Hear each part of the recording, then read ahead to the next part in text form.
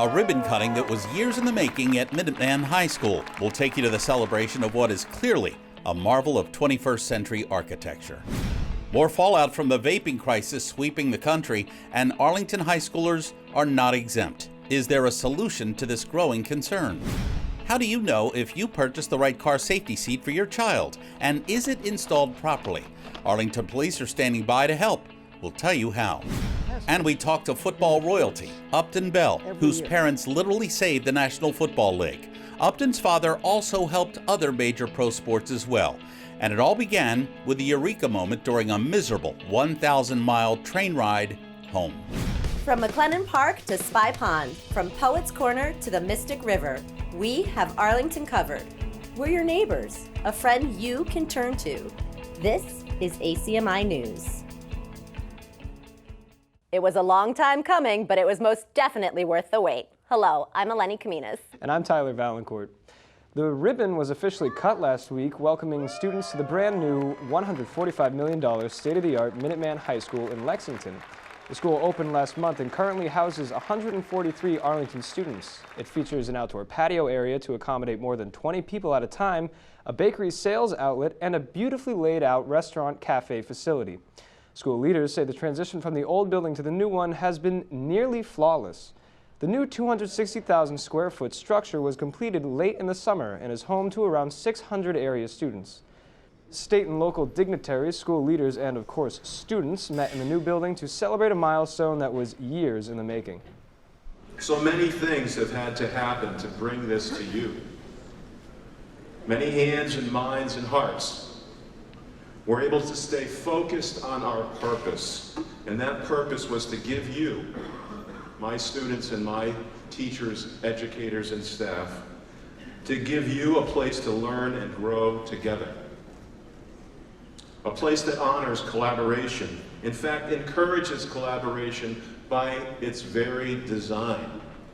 I'm very glad we've established this strong partnership over the years, and I want to continue that partnership moving forward so we can continue to expand 21st century education opportunities to every student in the Commonwealth, and we can adequately prepare every student in the Commonwealth for higher education and for workforce. This is a very exciting day for Minuteman. I'm so happy to be part of it.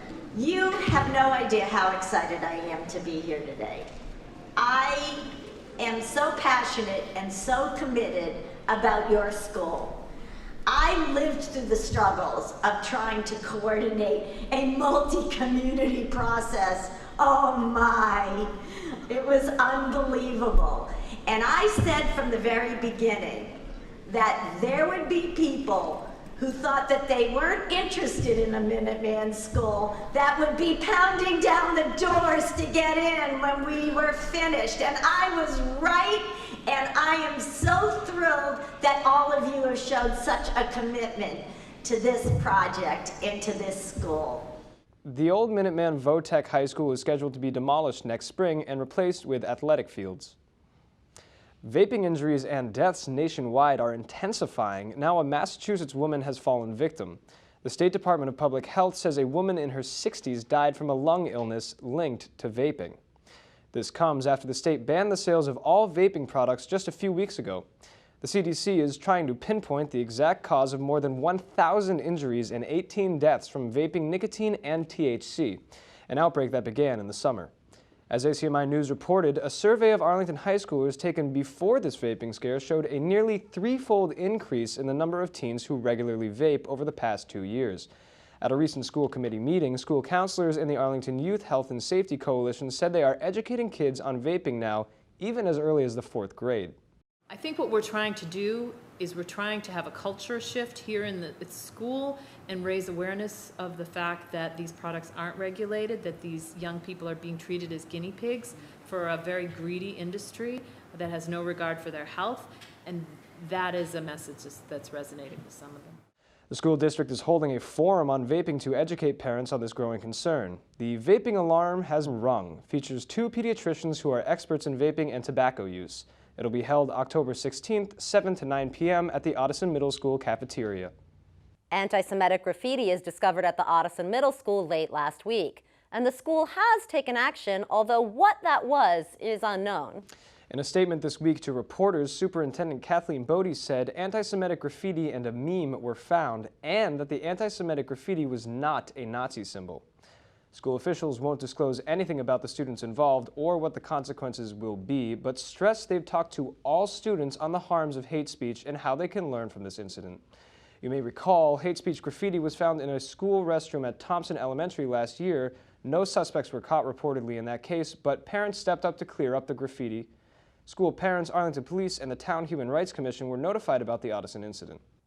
Some ideas bandied about at this week's Select Board meeting that may change how Town Day treats area animals in the future. You may recall there was a petting zoo behind Town Hall in the most recent Town Day. Some people say this is not a humane way of treating these creatures. Animal advocates say if the town is open to replace such traveling animal exhibits, one alternative would be to stage an animal welfare celebration. One such idea would be an adopt-a-thon where a nonprofit animal rescue group could find homes for those animals in need. Advocates say this is just one of many ideas whose time has come. There are humane-minded people who care about animals that I think you need to really think hard about bringing animal craze back to Town Day or any other event here in Arlington. This is an organization that has failed inspections. This is an organization that has been thrown out of another city for animal cruelty violations. This is not a good actor. In fact, I understand in its own application to you, it represented that it was USDA certified. I'm an animal protection attorney. I can tell you there is no such designation. So given the misleading conduct of this organization, I strongly urge you not to bring them back for any other events. And also, I'd like to point out one other issue, which probably hasn't been brought up yet, but there's a liability issue.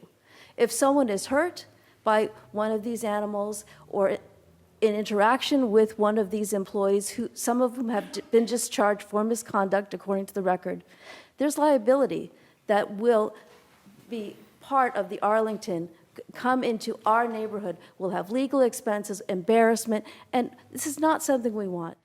Advocates say they have discussed such options for next year's Town Day with Arlington's Animal Control Officer, Diane Welch. The Centers for Disease Control says motor vehicle injuries are the leading cause of death among children in the U.S., but many of these deaths could have been prevented. That's why the Arlington PD just certified 2 officers in car seat safety. They can tell you if your car seat is installed properly and if it's the right type for your kid's age and size. Police say it's been a few years since the force had certified car seat inspectors, but thanks to the efforts of officers Joseph Caniff and Daniel Stife, seen here, they're back up and running again. You can make an appointment to have your car seat inspected by officers at police headquarters by emailing carseat@town.arlington.ma.us. Last week on ACMi News, we introduced you to a New England legend in the arena of sports. We spoke with the former general manager of the New England Patriots, Upton Bell. Before there was a Schaefer, Sullivan, or Gillette Stadium, the Pats played some of their home games here at Harvard Stadium in the early days. And it served as a perfect backdrop to talk to Upton about a sport that has now reached near religious proportions. Last week, Upton told us about his mother, Frances Upton, and how she actually saved the National Football League, no joke.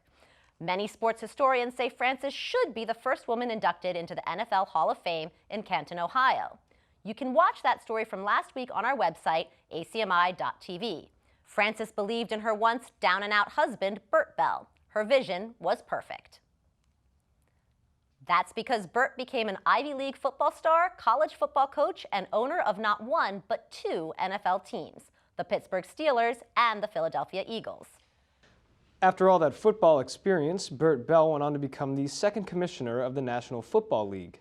ACMi's news director, Jeff Barn, talked to Upton Bell about his father's uncanny vision for the future of professional football when no one else seemed to see it. If it wasn't for Mr. and Mrs. Bert Bell, many lords of the sport say the NFL would have been most definitely lost to history.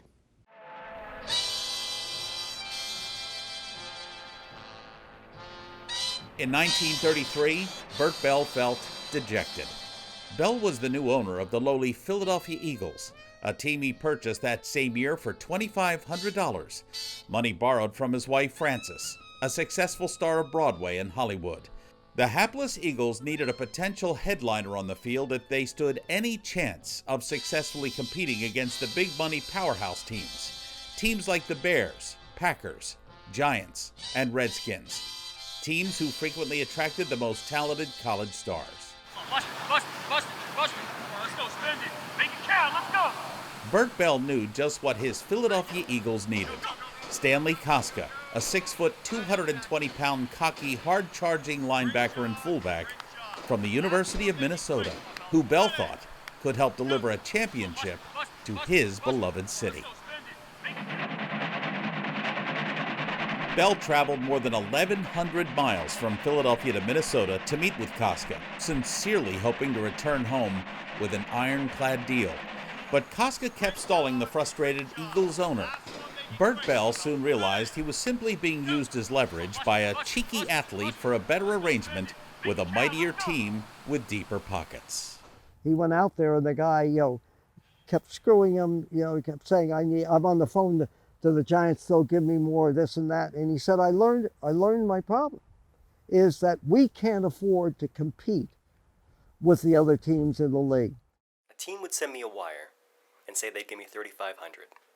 I'd send a wire back and say Green Bay or the Chicago Bears said they'd give me $4,000. I just kept that up. Stan Koska, 1933. On the train ride back, Bell was furious. He lost the deal to a scheming college provocateur who ultimately joined the Brooklyn Dodger football team. As Bert Bell peered through the train car window, watching the passing landscape winding its way back east, a thought suddenly struck him. He knew that unless the weaker NFL teams were given a level framework to compete with their well-financed rivals, the more vulnerable teams faced certain death, inevitably leading to the extinction of the National Football League. Bell's unorthodox idea to save the NFL was put forth to his fellow team owners. He went to the owners' meeting in 1935, and he said, listen, I'm losing money, Art Rooney's losing money in Pittsburgh. Every team is losing money and could go out of business except for the Chicago Bears, the New York Giants, and the Green Bay Packers. He said, here's my proposal. He said, my proposal is let's have a draft that will have the teams in the inverse order with the worst records all the way up to the best. And that way we can distribute the wealth and the player has to play for that team. The greatest tribute to Bert Bell is he saved the NFL and all of sports, because without the draft, which by the way has been tested in the courts every year to try and get rid of it. They say it's a monopoly. Without that, all leagues, particularly the NFL, would have been gone. That's it. Without ever knowing it, Stan Koska had changed everything. The first NFL draft was held February 1936 in Philadelphia, and soon every other professional sport followed. Basketball in 47, ice hockey in 1963, baseball 1965. All sports using the very framework a once agitated Bert Bell began outlining aboard an eastbound train. Go ahead, Honolulu. Just 5 years later, the NFL's fight for survival would be tested, which again pit Bert Bell against his rival owners.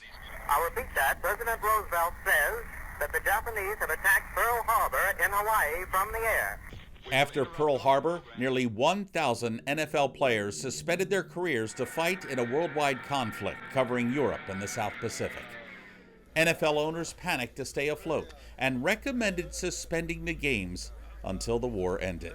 The NFL was going to shut down, by the way, and he said to them in the league meeting, if we shut down, we'll never open again. And convinced them, that was one of his other great decisions, to do that. So they stayed open and they played with a lot of different teams and a lot of fill-ins and stuff like that, while most of your good players were in the Second World War. But then when they came back, that was his first year when they made him commissioner. Bert Bell was selected as the NFL's second commissioner in 1946. It's interesting because everybody said, why are we appointing him commissioner? He can't win on the field, can't win off the field. He was then part owner, half owner of the Pittsburgh Steelers and the coach. And the reason I think that he was so great, An owner, and somebody else pointed out, he lost all his money. He was a losing coach. He knew what it's like to have nothing. He's the perfect guy for us because he was an owner. He can talk to us that way. He was a player. He understands every aspect of the game and what it is like to lose. There was no honeymoon period for the new commissioner. A gambling scandal broke out the night before the 1946 NFL championship between the Bears and Giants at the Polo Grounds in New York City. 2 Giants players were accused of taking bribes to fix the game. Hours later, when one player admitted to being offered a bribe, Bert Bell immediately suspended him for life and had no qualms about telling his son why. And I have to send a message out because college football was so big that the pro game was in deep trouble. A gambling scandal all over. But he decisively, quickly decided, this is what I'm going to do. I'm going to announce it to the press. Don't hide anything. This is the way it is. I think for the 3rd time, he saved the NFL. There would also be a 4th time. In 1939, Bert Bell's Eagles lost to the Brooklyn Dodgers 23-14. Despite the loss, this was the first game ever to capture images of the match on an odd-looking lighted box that would soon overtake dominant radio, and it would astonish the world. He saw the future of television and that it was a game made up perfectly. The stops, the starts, the time, today too much to get the commercials in, and the different type of tension and the type of game it was. All of these inconceivable accomplishments lay ahead for Bert Bell long ago on a cold and miserable streamliner back to Philly. A life lesson he bestowed on his boy, which made the price of that train ticket worth every penny. But he also said, you've got to go out and always challenge life.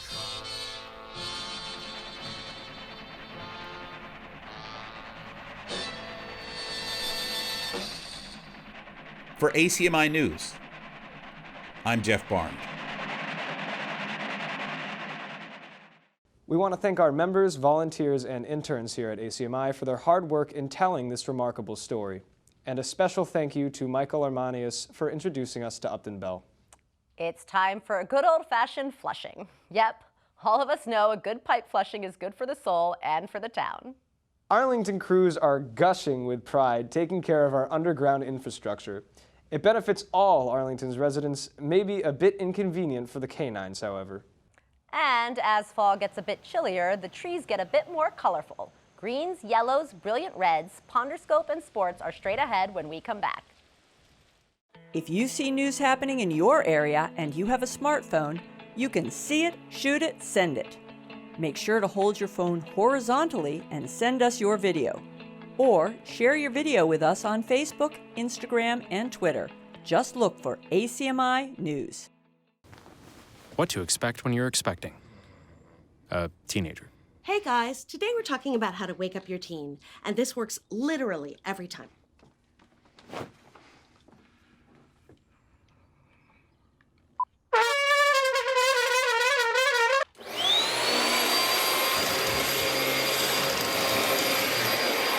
Give kisses. Give kisses. Look. Give kisses. Give kisses.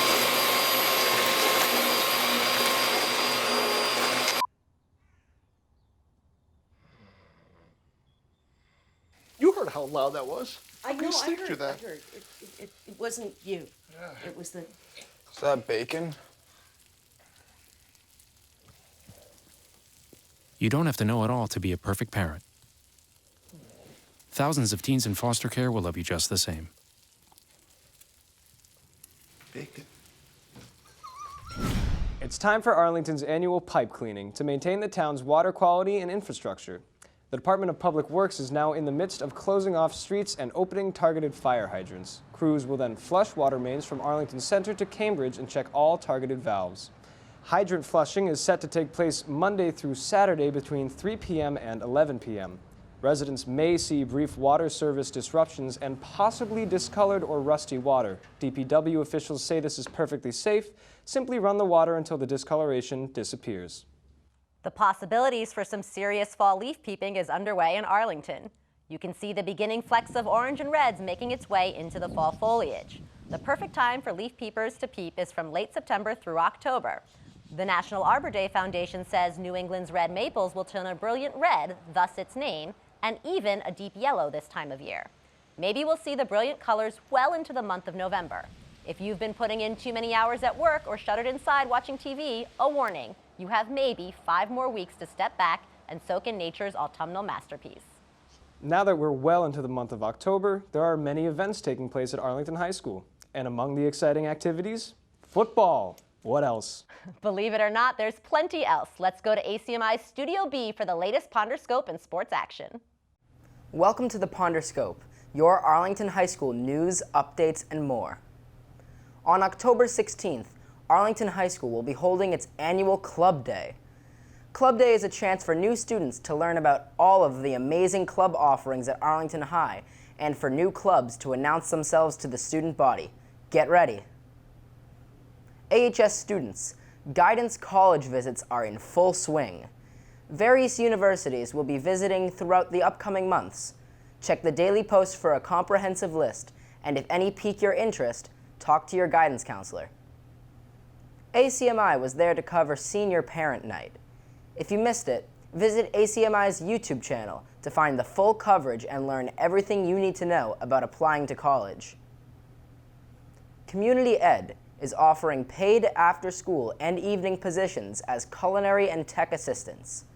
For more information, stop by the Community Ed office across from Old Hall.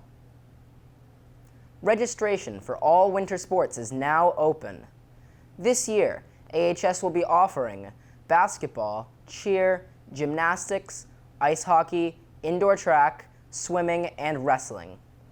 Along with signing up on Family ID, all athletes must complete a concussion course, impact testing, and submit an active physical. Registrations close on November 27th. I'm Chandler Betts, and this has been the Ponderscope. Now, let's kick it over to Nick for the sports update.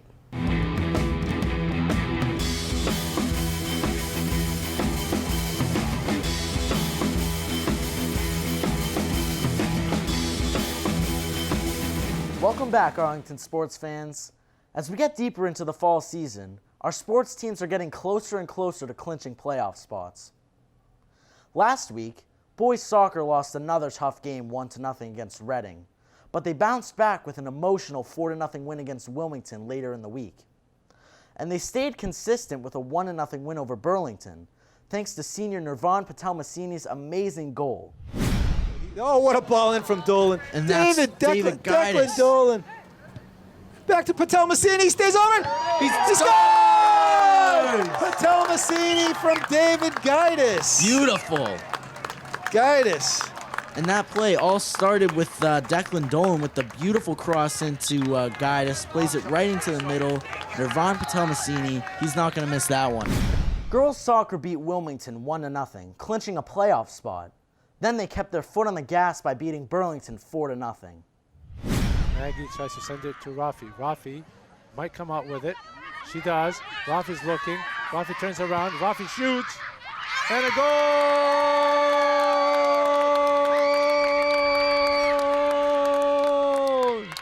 Goal by Rafi.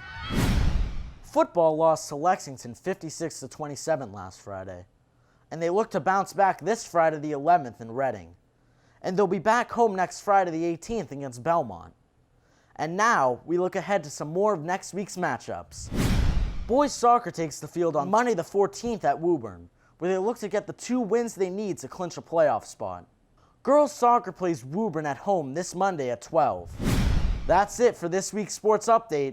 I'm Nick Antonakis. Back to you at Studio A. Thanks as always, Nick. And of course, stay with us for all your latest news and sports updates. That'll do it for us here in Studio A. I'm Tyler Valancourt. And I'm Eleni Kaminas. Thanks so much for joining us. We'll see you next week. You can always check out our latest segments and newscasts on the web at acmi.tv/news. And don't forget to like us on Facebook and follow us on Twitter and Instagram at ACMi News. Make sure to subscribe to our YouTube channel as well. You'll find us at youtube.com/ACMi News. If you have any news tips for us or wish to become a citizen journalist, we'd love to hear from you. Email us at news@acmi.tv or stop by ACMI Studio A at 85 Park Avenue.